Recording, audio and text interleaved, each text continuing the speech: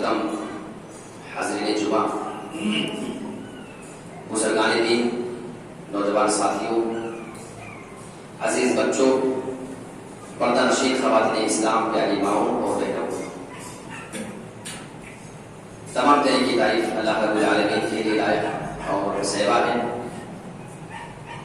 جس کے فضل و کرم سے اس پرفتن دور میں بھی، یعنی فتنوں سے بھرے ہوئے دور میں بھی ہم اور آپ امن و امان کی سلامتی والی زندگی گزار رہے ہیں۔ لاکھوں کروڑوں درود و سلام کی ڈالیاں نثار ہوں تمام انبیاء کرام پر، بالخصوص ہمارے آخری نبی جناب محمد رسول اللہ صلی اللہ علیہ وسلم پر۔ آج میں آپ کے سامنے جس موضوع کے تحت کچھ باتیں رکھنا چاہتا ہوں وہ ہے فتنوں کے دور میں مسلمانوں کی ذمہ داریاں۔ ظاہر سی بات ہے کہ جس دور میں ہم اور آپ زندگی گزار رہے ہیں یہ فتنوں سے بھرا پڑا ہے۔ ایک دو فتنہ نہیں، بلکہ آپ اگر نظر اٹھا کر دیکھیں گے تو قدم قدم پر آپ کو ایسے ایسے فتنے نظر آئیں گے کہ ان فتنوں سے ہم مسلمانوں کو اپنی حفاظت کرنا بڑا مشکل نظر آ رہا ہے۔ کچھ فتنے بھی آپ کے سامنے رکھنے کی کوشش کروں گا کہ کون سے بڑے فتنے ہیں اور پھر ہم اور آپ اس کے لیے کیا تدبیر اختیار کر سکتے ہیں، اس سے بچاؤ کیسے کر سکتے ہیں۔ اللہ رب العالمین نے قرآن مجید میں انسان کے مال کو بھی اور اس کی اولاد کو فتنہ قرار دیا ہے،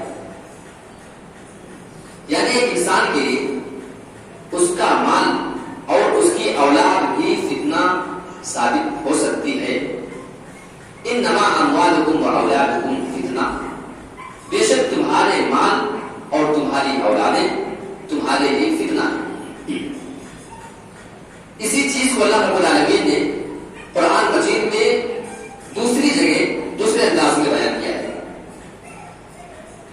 یہاں پہ اللہ رب العالمین یہ اعلان کر رہا ہے کہ دیکھو اے مسلمانوں، بلکہ مومنوں کو مخاطب کیا جا رہا ہے، لفظ مومن کا اس میں استعمال ہے کہ کہیں تمہارے مال اور تمہاری اولادیں تمہیں فتنے میں ڈالتے ہوئے اللہ کے ذکر سے، اس کی عبادت اور اس کی بھکتی سے کہیں غافل اور دور نہ کر دے۔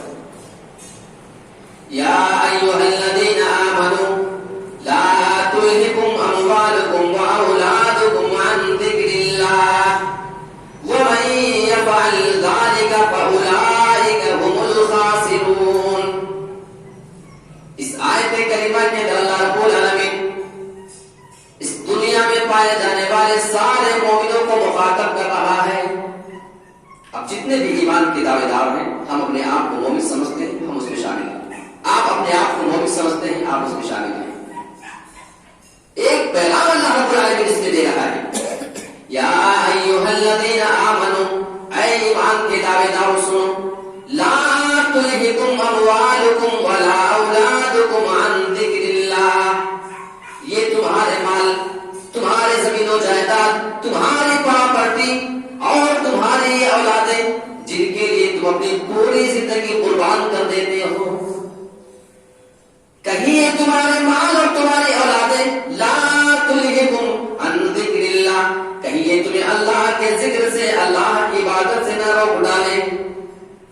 اور مسلمانوں اگر ہم غور کریں، یہاں پہ اللہ رب العالمین ایمان والوں کو مخاطب کر رہا ہے، یعنی دنیا میں بہت سارے لوگ بسا کرتے ہیں لیکن سارے لوگوں کے اندر ایمان نہیں ہوتا۔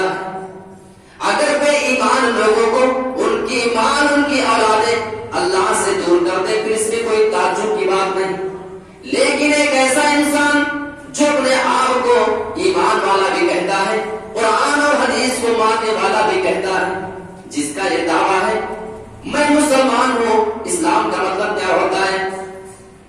ظاہر سی بات ہے اس کا مطلب یہ ہوتا ہے اسلام کی جو کام اللہ رب العالمین آپ کو کہنے کے لیے کہے وہ کام آپ کریں۔ رسول کا حکم جس کے لیے آ جائے آپ وہ کام کرنے کو تیار ہو جائے.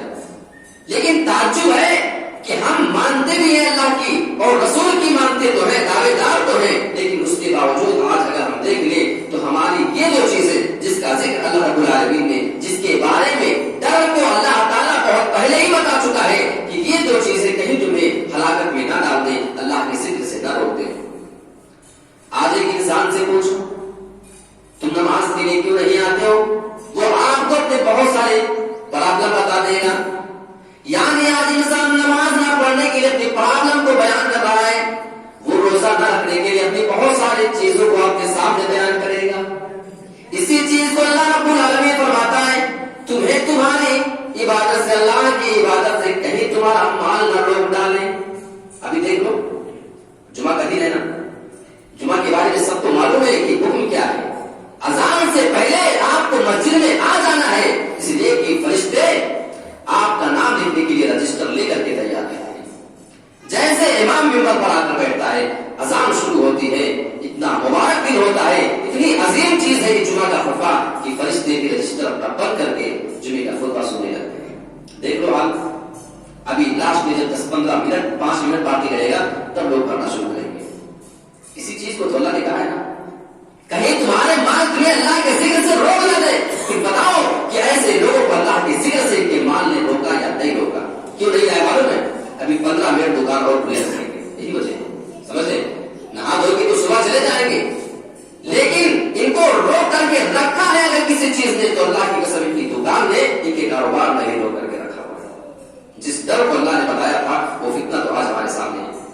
وہ اولاد تمہاری اولاد کہیں تمہیں اللہ کے ذکر سے غافل نہ کر دے۔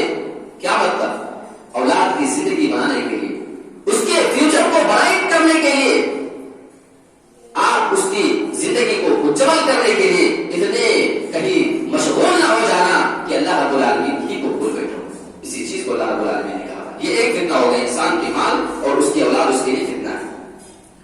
ایک اور فتنے کا ذکر اللہ رب العالمین نے کیا ہے، شہوات، خواہشات، اور یہ خواہشات کئی قسم کی ہو سکتی ہیں۔ عورت کی خواہش، اس میں مال بھی ہے، سونے چاندی کو جمع کرنے کی خواہش، اور اچھی سے اچھی سواری، ایک دوسرے سے آگے نکل جانے کی خواہش، اور کاروبار بہت زیادہ ہو، ہماری کھیتیاں، ہماری زمین اور جائیداد، ہماری پراپرٹی بہت زیادہ ہو۔ اس چیز کا ذکر اللہ رب العالمین نے اپنے کلام پاک میں کیا ہے۔ زُيِّنَ لِلنَّاسِ حُبُّ الشَّهَوَاتِ، اللہ فرما رہا ہے کہ لوگوں کے لیے شہوتوں کو مزین کر دیا گیا، دنیا کی محبت انسان کے دل میں بیٹھ چکی ہے۔ کن کن چیزوں میں؟ عورتوں کے بارے میں، من النساء والبنین، انسان کو عورت کی بھی خواہش ہوتی ہے، اس کے بچوں میں کمپٹیشن ہوا کرتے ہیں، انسان بچے کی بھی خواہش رکھا کرتا ہے۔ والمقادیر المقدرہ من الذهب والفضہ، اور اسی طریقے سے سونے اور چاندی کے جمع کی ہوئی چیزیں انسان کے دل میں اس کی محبت بھی بٹھا دی گئی ہے۔ والخیل المسومہ، یہاں پہ اس سواری کا ذکر کیا گیا ہے جو اس ٹائم میں قرآن نازل ہوا عرب کے اندر پایا جاتا تھا، ان کے یہاں گھوڑے مانے جاتے تھے، اونٹ، اس طرح کی سواریاں ہوا کرتی تھی۔ اور آج اس سواری کو ہم دوسرا نام دیں، تمہارے پاس یہ گاڑی ہے تو ہمارے پاس یہ گاڑی ہے، تمہارے پاس اگر اتنے لاکھ کی گاڑی ہے تو ہمارے پاس کروڑوں کی گاڑی ہے۔ یہ کمپٹیشن انسان کے دل میں اس کی محبت رکھ دی گئی ہے، اللہ رب العالمین اس کو فرما رہا ہے۔ والانعام والحرث، اور اسی طریقے سے چوپائے، جانور کے ریوڑ بہت زیادہ انسان کے پاس ہو، اور کھیتیاں اور زمینیں انسان کے پاس بہت زیادہ ہوں، اس کی محبت کو انسان کے دل میں رکھ دیا گیا ہے۔ اللہ نے اس چیز کا ذکر 1450 سال پہلے بیان کیا ہے۔ آپ دیکھیں یہ ساری چیزیں آج بالکل حقیقت ہمارے سامنے نظر آ رہی ہے۔ ایک اور فتنہ ہے تیسرے نمبر پہ، گناہ کا فتنہ۔ گناہ کا فتنہ ایک ایسا فتنہ ہے جو ہر انسان کو اس کی نیکیوں کو برباد کرنے میں مجبور کر دیتا ہے۔ جانتے انسان گناہ جب کرتا ہے تو گناہ اس کی نیکیوں کو کھا جاتا ہے، سمجھ لیں آپ۔ جس طریقے سے کسی چیز میں کبھی کتاب وغیرہ میں اگر دیمک لگ جائے، دیمک جانتے ہیں ایک کیڑے ہلکے ہلکے چھوٹے سے ہوتے ہیں، کسی چیز میں لگ جاتے ہیں، آپ کے جو پلائی کے سامان ہوتے ہیں، لکڑی وغیرہ کے بیڈ یا فرنیچر، اس میں بھی کبھی کبھی گھن لگ جاتا ہے، وہ ہلکے ہلکے سڑنا شروع ہو جاتے ہیں، تو وہ دیمک اندر سے اس کو کھاتے رہتا ہے۔ یعنی وہ چیز جب آپ اس کو بنوا کر آپ بیڈ صوفہ جو لکڑی کا آئٹم لے کر آتے ہیں، پہلے تو بڑا فریش ہوتا ہے، کچھ سالوں کے بعد دھیرے دھیرے اس میں گھن لگتا ہے، دیمک اس کو کھانا شروع کر دیتے ہیں، اس سے تھوڑے تھوڑے برادے کی شکل میں چیزیں بھی آپ کو نکلتی ہوئی نظر آئیں۔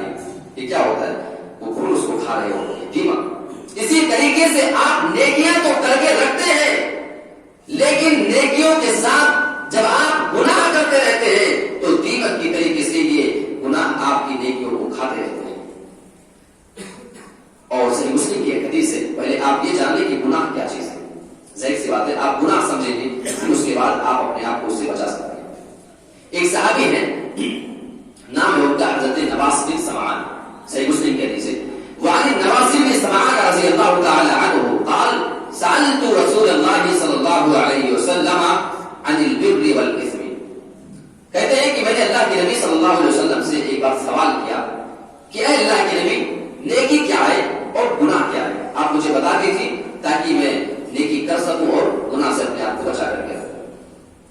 اللہ کے نبی نے جواب دیا قال البر حسن الخلق، آپ نے نیکی کا ذکر فرمایا، نیکی اچھے اخلاق کا نام ہے، یعنی ایک انسان کے ساتھ آپ اچھے اخلاق سے پیش آیا کریں، یہ بہت بڑی نیکی کا کام ہے۔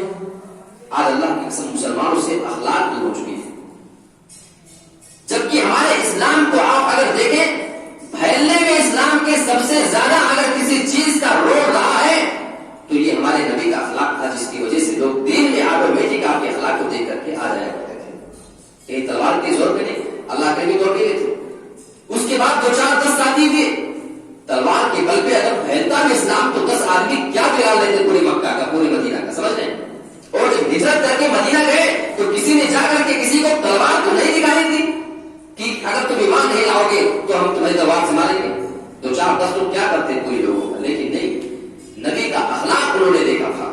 جو صحابہ ایمان والے تھے ان کے اخلاق کو دیکھا۔ اسلام کے پھیلنے میں انسان کے اخلاق کا بڑا اہم کردار ہوتا ہے۔ بہت سارے لوگ ایک مسلمان کے اخلاق اور اس کے کردار کو دیکھ کر کے بھی مسلمان ہوئے ہیں۔ اب گناہ کے بارے میں سنیے، اللہ کے نبی فرما رہے ہیں، یہ بہت ضروری چیز ہے ہمارے اور آپ کے لیے۔ گناہ ہر انسان کرتا ہے۔ ایک اللہ کے نبی کی حدیث ہے کل بنی آدم خطاء وخیر الخطائین التوابون، ہر آدمی گنہگار ہے اور گنہگاروں میں سب سے بہترین وہ گنہگار ہے التوابون، جو سب سے زیادہ اللہ سے معافی مانگنے والا، اپنے گناہوں سے بار بار لوٹنے والا۔ تو گناہ کیا ہوتا ہے آپ جانیں گے تبھی آپ گناہ سے بچ سکیں گے۔ اسی حدیث میں جواب ملا ہے، اللہ کے نبی فرما رہے ہیں والإثم ما حاك في صدرك وكرهت أن يطلع عليه الناس، اے نماز میں سمان گناہ یہ ہے جو تمہارے سینے میں کھٹکے، وكرهت أن يطلع عليه الناس، اور تمہیں بار بار یہ ڈر لگا رہے جب تم کسی کام کو کرنے کے لیے جاؤ تمہارے دل میں کھٹک بیٹھا یہ ہو جائے کہ کہیں اس کام کو لوگ نہ جان جائیں۔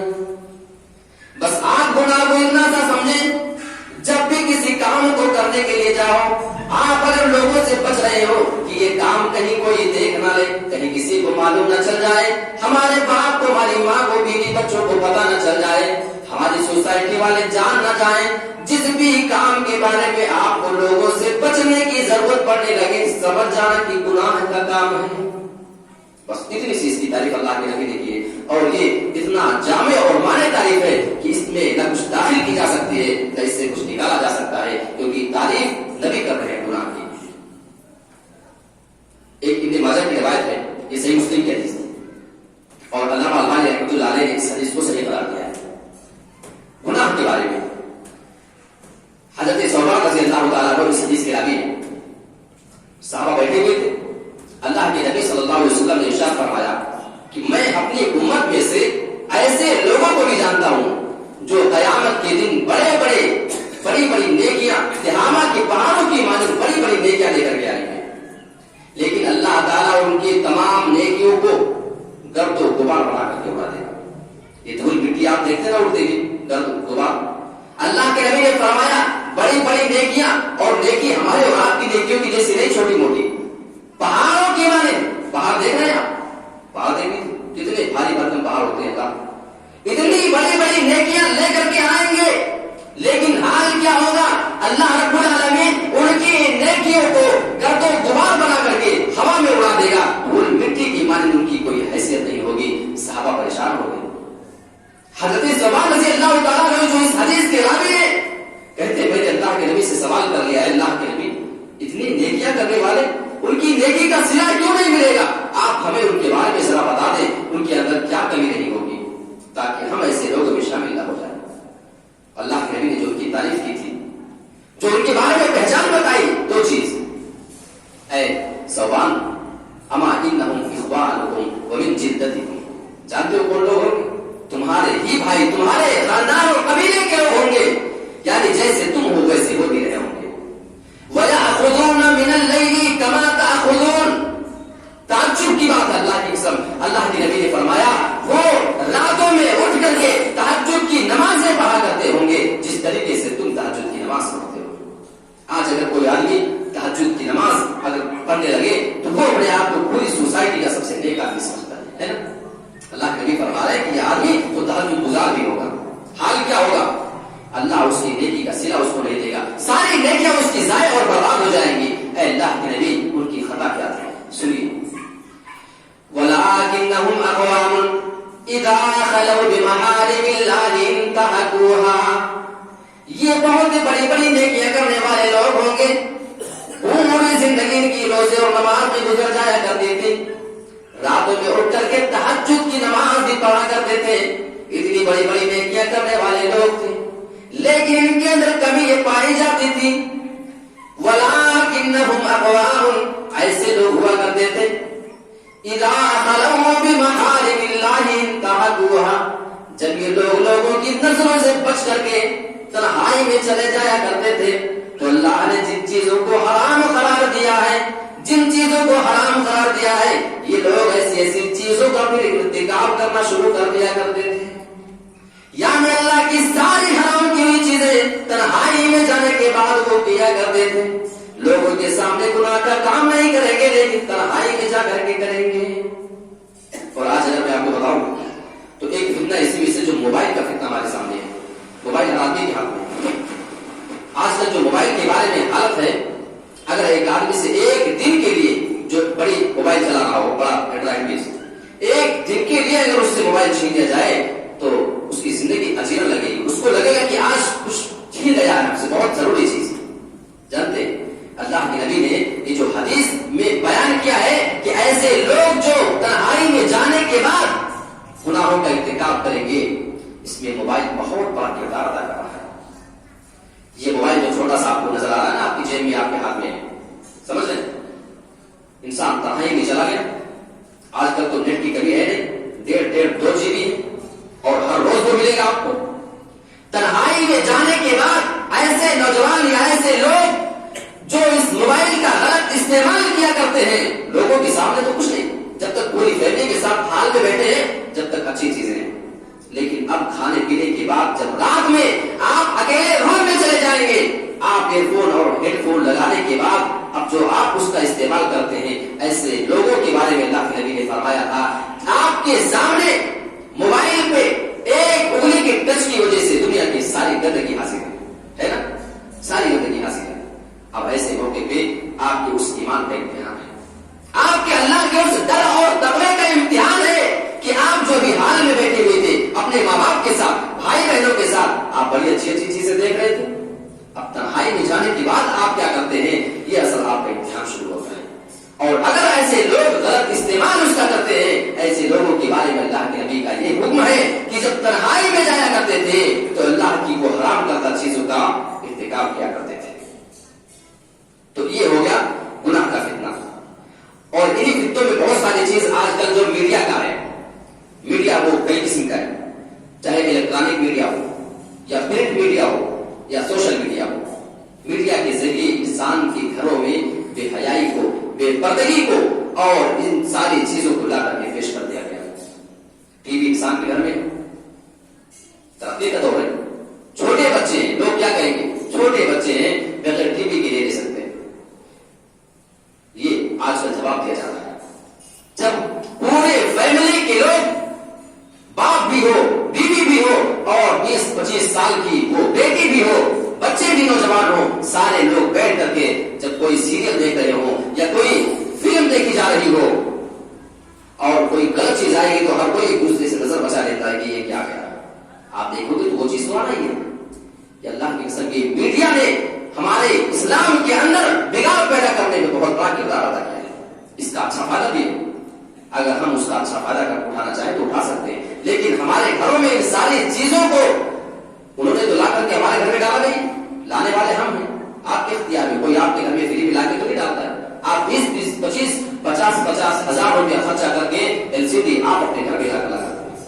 پھر وہیں پہ آپ کی بیٹی ہے, پھر وہیں پہ آپ بھی بیٹھے ہیں, اور وہ سیریل جو چل رہا ہے اس کو آپ بھی دیکھیں گے, آپ کی بیٹی بھی دیکھے گی. تو بتائیے اس کا ذمہ دار کون ہے؟ ایک بہت بڑا فتنہ کہ میڈیا کا بھی ہمارے زمانے میں پایا جاتا ہے.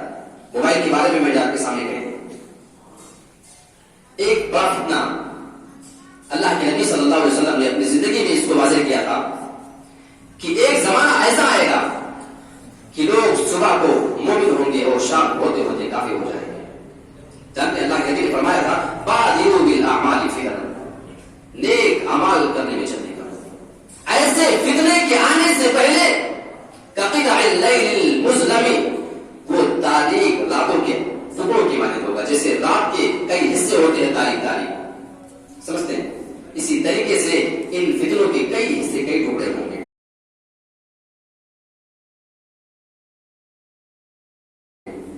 ایک آدمی صبح کی حالت میں مومن ہوگا، یصبح رجل مؤمنا ویمسی کافرا. صبح کو اٹھے گا تو مومن ہوگا، پورا دن مومن کی حالت میں گزارے گا، لیکن شام ہوتے ہوتے وہ آدمی کافر ہو جائے گا. اور ایسا آدمی یا تو شام کو مومن ہوگا اور صبح ہوتے ہوتے صبح کو جب اٹھے گا تو اٹھنے کے بعد پھر وہ کافر ہو جائے گا. اللہ کے نبی نے فرمایا یبیع دینہ بعرض من الدنیا. ایسے لوگ دنیاوی زندگی میں چند چیزیں پانے کی وجہ سے اپنے دین کو بیچ ڈالیں گے. آپ دیکھ لیں آج جو لوگ مرتد ہو رہے ہیں، اس میں سب سے بڑا کردار جو ہے نا ان کے مرتد ہونے کا، اسلام سے جو نکل رہے ہیں، دوسرے دھرم کو اپنا رہے ہیں، اپنے ایمان کا سودا کرنے والے، یہ لوگ صرف اور صرف دنیا پانے کے لیے. اور اس میں اگر میں کہوں کہ بیچارے جو سیاسی لیڈر ہوتے ہیں یہ بھی تو اس کے آگے لوگوں کا ووٹ لینا ہے. اب وہ ہر دھرم والے کے پاس جائیں گے. کبھی آپ نے کسی نیتا کو مندر میں پہنچ کر کے وہ گھنٹہ بجاتے ہوئے بھی دیکھا ہوگا، کبھی اس کو آپ نے اپنے ماتھے پہ تلک لگاتے ہوئے بھی دیکھا ہوگا. دیکھ لیجیے، ساری چیز آپ سوشل میڈیا پر دیکھ سکتے ہیں. کیوں ہو رہا ہے؟ بعرض من الدنیا. یہ لوگ اپنے دین کو بیچ رہے ہیں دنیا کے چند سکے، چند ٹکے اور چند شہرت پانے کے لیے. اس چیز کو تو اللہ کے نبی نے اپنے زمانے میں بیان کر دیا تھا. تو یہ کچھ فتنے ہو گئے. اب اس سے بچاؤ کے لیے ہم تدبیر کیا اختیار کر سکتے ہیں؟ کئی تدبیر اس میں ہے.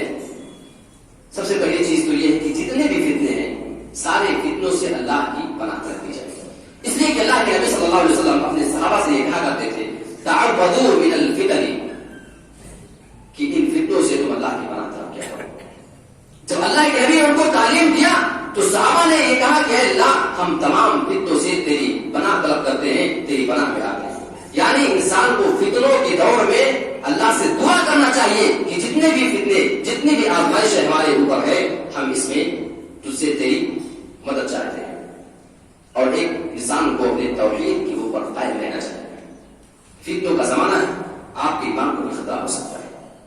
آپ کو یہ کامل یقین ہونا چاہیے کہ جتنے بھی آزمائش، جتنے بھی فتنے آ رہے ہیں یہ ساری کی ساری اللہ رب العالمین کی مرضی کی وجہ سے آ رہے ہیں. لہذا آپ کا عقیدہ اگر مضبوط ہوگا تو انشاءاللہ آپ ایسے فتنوں سے اپنے آپ کو بچا سکتے ہیں.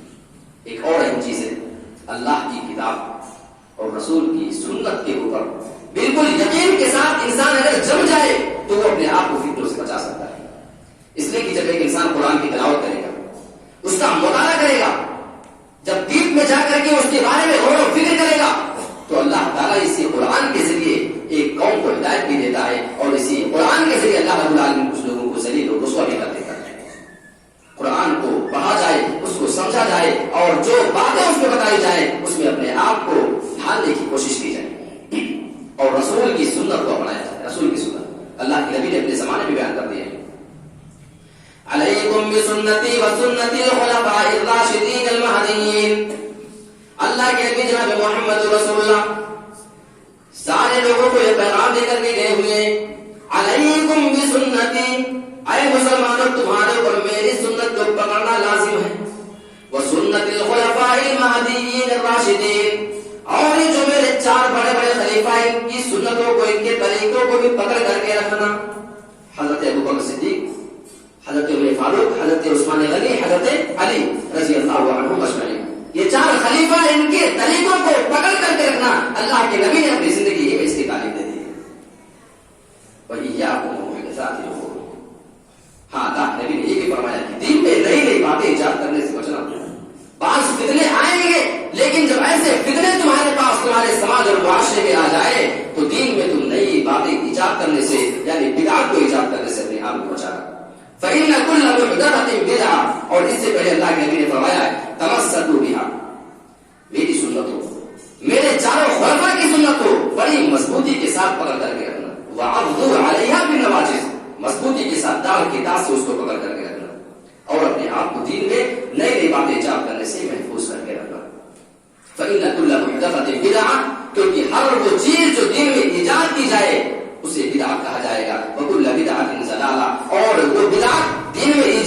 ہوئی چیز چاہے جیسی بھی ہو اس کو گمراہی کا نام اللہ کے نبی نے دیا ہے. اور ایک حدیث کا ٹکڑا ہے جو خطبے جمعہ کے دن روزانہ ادا کی جاتی ہے, وَكُلَّ بِدْعَةٍ ضَلَالَةٍ وَكُلَّ ضَلَالَةٍ فِي النَّارِ. ہر گمراہی انسان کو جہنم کی طرف لے کر کے جانے والی ہے. اللہ کے نبی کی سنت کتنی ضروری چیز ہے, آپ اگر غور کریں. 3 آدمی اللہ کے نبی کی بیویوں کے پاس ان کے گھر میں آئے اور آپ کی عبادتوں کے بارے میں سوال کیا کہ ہم جاننا چاہتے ہیں کہ نبی کی عبادت کیسے ہوتی تھی.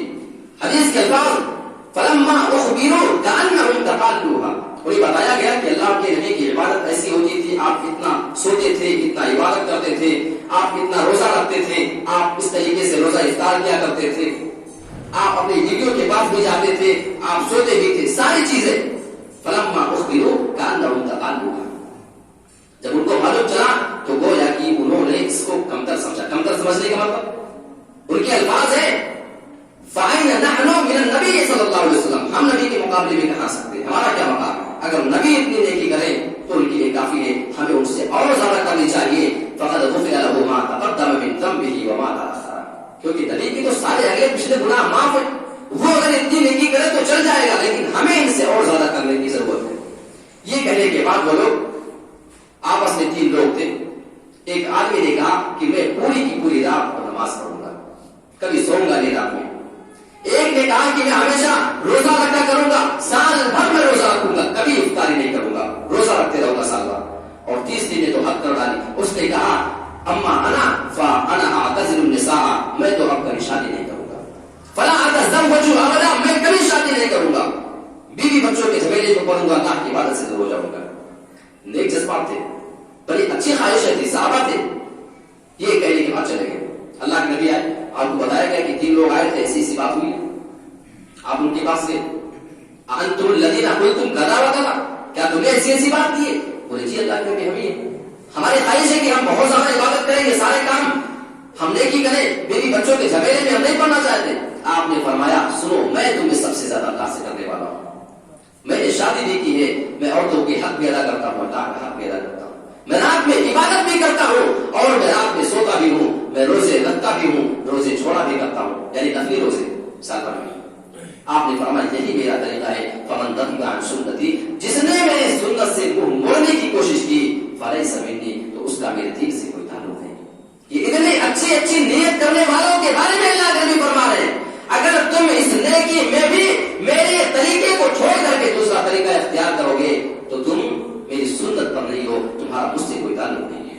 پھر ہمیں اپنے بارے میں غور کرنا چاہیے. آج فتنوں کے دور میں ہمیں نبی صلی اللہ علیہ وسلم کی سنت کو پکڑ کر کے رکھنے کی ضرورت ہے. ایک اور چیز, انسان کو دینی تعلیم کے بارے میں بیدار ہونے کی ضرورت ہے, اس لیے کہ آج ہمارے بچے دینی تعلیم سے اتنے دور ہیں کہ اللہ کی پناہ ان کو کچھ معلوم نہیں ہوتا. جو بات ان کے سامنے پیش کر دی جائے بس اس کو ماننے کو تیار. اور بچوں کی ارتداد کی جو لوگ دین سے دور نظر آ رہے ہیں اور بعد میں چل کر کے ان کا دھرم بھی پریورتن ہو جاتا ہے, اس میں سب سے بڑا اہم کردار یہ ہے کہ ہم نے اپنے بچوں کو دینی تعلیم سے روشناس نہیں کرایا ہے. ہم ایسے اسلام کو ماننے والے ہیں کہ قرآن مجید کی جو سب سے پہلی آیت نازل ہوتی ہے وہ پڑھنے کے بارے میں, اقرأ بسم ربک الذی خلق. اے نبی آپ پڑھیے, ساری باتیں آپ بعد میں کیجیے گا, سارے کام بعد میں آئیں گے, سب سے پہلے آپ پڑھو. اور یہاں ظاہر سی بات ہے کہ دینی تعلیم کی بات ہو رہی ہے. آپ دنیا میں تعلیم حاصل کرائیں لیکن کسی بھی باپ کے بیٹے کو دینی تعلیم سے دور نہیں ہونا چاہیے. ہماری اولاد کی فکر ہونی چاہیے. اگر آپ کی مدرسے نہیں, آپ جس سسٹم سے بھی اپنے بچوں کو دینی تعلیم, لوگ کیا سمجھتے معلوم ہے, بچے کو نورانی قاعدہ پڑھا دو یہ ہو گیا دینی تعلیم. یہ میں نے یہاں پہ ماحول دیکھا ہے نا, بس نورانی قاعدہ بچہ پڑھ لے, قرآن پڑھنا آ جائے, ہمیں لگتا ہے کہ ہمارا بچہ تو دینی تعلیم سے واقف ہو گیا. یہ دینی تعلیم ہے. پھر آپ کا بچہ جب قرآن پڑھے گا پھر اس کا ترجمہ وہ کیسے پڑھے گا, پھر وہ اس کی تفسیر اور اس کے بارے میں جو اور کتابیں اگر وہ کبھی دیکھنا چاہے, کبھی اور کوئی چیز اس کے سامنے پیش آ جائے, وہ کیسے پڑھے گا. قرآن تو پڑھ لے گا دیکھ کر کے کسی طریقے سے, لیکن اس کے بارے میں اس کے مفہوم اور معنی کو اگر خود سے وہ سمجھنا چاہے کبھی تو کیسے سمجھ پائے گا. اس لیے دینی تعلیم کے بارے میں ہمیں اور آپ کو یہاں پہ سنجیدہ ہونے کی ضرورت ہے. اور سارے بڑے بڑے جو لوگ ہیں جو سماج کے ذمہ دار ہیں, ایسے لوگوں کو آپس میں مشورہ کرنا چاہیے, کوئی طریقہ اختیار کیا جائے کہ جس سے باقاعدہ دین کی تعلیم جو بچوں میں ہونی چاہیے وہ ہمارے پاس آ جائے. سمجھ رہے, لہٰذا ہمیں قرآن اور حدیث کی تعلیم بھی اپنے بچوں کو دلانا بڑا ضروری ہے. ایک اور چیز ہے, اللہ رب العالمین سے استغفار کرنا چاہیے، کیونکہ جب تک ہم اللہ تعالیٰ سے توبہ کریں گے اللہ تعالیٰ ایسی صورت میں اپنا عذاب نازل نہیں کرتا ہے۔ اللہ رب العالمین نے اس چیز کے بارے میں فرمایا ہے وَمَا كَانَ اللَّهُ مُعَذِّبَهُمْ وَهُمْ يَسْتَغْفِرُونَ، جب تک کوئی انسان کوئی قوم اللہ سے مغفرت بات کرتی رہتی ہے، توبہ کرتی رہتی ہے، اس وقت تک اللہ تعالیٰ اس کو عذاب میں نہیں ڈالتا ہے۔ آج ہمارے اوپر عذاب ہے، آج ہم مختلف طریقے سے آزمائے جا رہے ہیں، ہمارے اوپر فتنوں کے دروازے کھلے ہیں، ایک سے ایک پڑھ کر کے فتنہ ہمارے سامنے ہے۔ اس کی بہت بڑی وجہ یہ ہے کہ آج ہم اپنے گناہوں پہ شرمندہ نہیں ہیں اور اپنے گناہوں کا اقرار کر کے اللہ رب العالمین کے پاس معافی نہیں مانگا، کیونکہ اللہ کا وعدہ ہے کہ جب تک کوئی قوم اللہ سے استغفار کرتی رہے، معافی مانگتی رہے گی، اس وقت تک اللہ تعالیٰ اس کو عذاب سے دوچار نہیں کرتا ہے۔ باتیں بہت ساری ہو سکتی ہیں لیکن ایک لمٹڈ ٹائم ہوتا ہے جمعہ کے دن۔ یہ ساری باتیں ہیں کہ کچھ فتنے ہمارے سامنے ہیں، اس سے بچاؤ کے راستے کیا ہیں، ہم وہ راستہ اختیار کریں، انشاءاللہ ہم اپنے آپ کو ان سارے فتنوں سے دور رکھ سکتے ہیں۔ اسی طریقے سے ایک اور طریقہ ہے کہ ہم اپنے آپ کو ایک ہو کر کے رکھیں، سارے لوگ آپس میں ایک ہو کر کے رہے اور اس طریقے سے علم دین حاصل کریں، اپنے اندر اللہ کا ڈر پیدا کریں، اللہ تعالیٰ سے معافی مانگتے رہیں۔ یہ سارے کام کر کے ہم اپنے آپ کو موجودہ دور کے فتنوں سے محفوظ رکھ سکتے ہیں۔ اللہ رب العالمین ہم تمام مسلمانوں کو کئی کئی باتوں پر عمل پیدا ہونے کی توفیق عطا فرمائے، آمین۔ اے اللہ، ہمیں سے جو بیمار ہیں، جو ہاسپٹل میں ایڈمٹ ہیں، بھرتی ہیں، اللہ تعالیٰ تو ان کی دواؤں میں شفا عطا فرما، تو ہی تمام بیماروں کو شفا عطا کرنے والا ہے۔ وَإِذَا مَرِضْتُ فَهُوَ يَشْفِينِ، اے پروردگار تو ہم تمام لوگوں کو آپس میں اپنی تمام مجبوریوں کو، تمام جو ہمارے سماجی اختلافات یا سیاسی مسائل، جو کچھ طریقے کے مسائل ہمارے سامنے ہیں، تو تمام مسلمانوں کو اس بات کی خاص توفیق عطا فرما کہ وہ اپنے جھگڑوں کو چوراہوں پر لے کر کے نہ جائیں۔ ہمارا جو معاملہ ہے ہم اپنے آپ میں حل کرنے کی کوشش کریں، اس لیے کہ اس سے بہت سارے لوگوں کو سیاسی روٹیاں سیکھنے کا موقع مل جاتا ہے۔ اے اللہ تعالیٰ، ہمیں سے جو انتقال کر چکے ہیں، اللہ تو ان کی غلطیوں کو بخش دے، ان کی قبر کو نور سے منور کر دے اور انہیں تو جنت الفردوس میں اعلیٰ سے اعلیٰ مقام عطا فرمانا، آمین۔ وآخر دعوانا